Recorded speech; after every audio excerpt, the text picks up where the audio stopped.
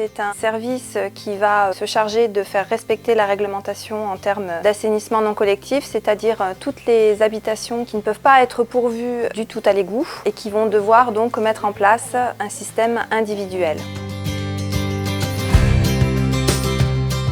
Le service est composé de 2 agents sur le pôle administratif, plus une personne qui est venue en renfort. Il y a également 3 techniciens, dont le manager, qui sont chargés de faire donc la validation des dossiers au bureau, mais aussi d'aller faire les contrôles sur le terrain. Le rôle des agents administratifs, ça va être principalement d'orienter les usagers lors de leur venue au bureau ou bien lorsqu'ils vont appeler. On va se charger également de mettre à jour les dossiers, de relancer les usagers qui ne respectent pas la réglementation et qui vont devoir se mettre aux normes. Également, on a un pôle facturation puisque le service doit facturer des redevances payables par l'usager au travers des différents contrôles.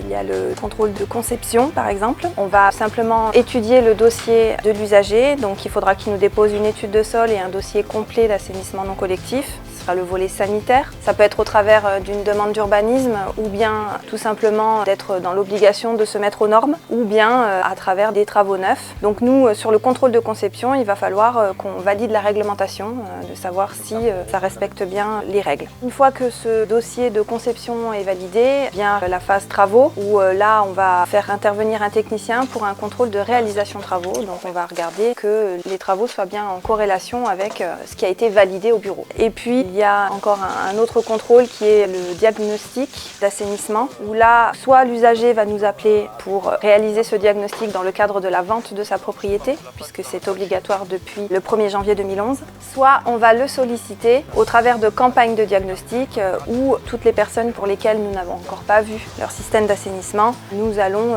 les solliciter et venir faire le diagnostic d'assainissement. Il y a également le contrôle de fonctionnement qui ressemble un peu au contrôle de diagnostic où là en fait on l'appelle fonctionnement parce que nous aurons déjà vu le système d'assainissement et donc nous allons revenir pour faire un nouveau contrôle. Puisque après un contrôle neuf par exemple, nous allons revenir 10 ans après s'il s'agit d'un système classique. Si par contre il s'agit d'une filière agréée, donc ce qu'on appelle microstation, on va revenir tous les 4 ans. Et donc là il faut que nous au niveau pôle administratif on ait une vigilance puisque il va falloir surveiller toutes ces personnes que nous avons à contrôler, sachant que nous couvrons un territoire de 34 communes qui part de Caderousse jusqu'à Bédouin, ce qui représente à peu près 800 contrôles à l'année. Et donc nous, on est chargé justement de faire respecter la réglementation et donc on va relancer les usagers.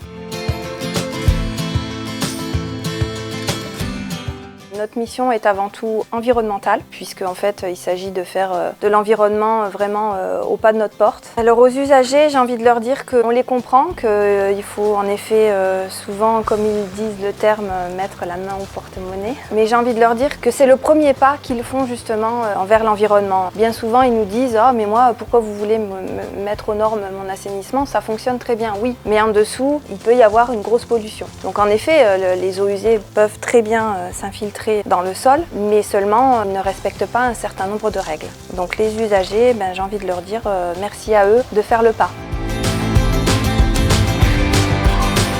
Si un usager veut nous appeler et veut particulièrement avoir un technicien, nous avons mis en place une permanence téléphonique tous les mercredis matins de 8h30 à 12h30 où les techniciens ou tout au moins un technicien est dédié à cette permanence téléphonique. Sinon, au-delà de ça, bien sûr, nous répondons au téléphone du lundi au vendredi de 8h30 à 12h30 et de 13h30 à 16h30.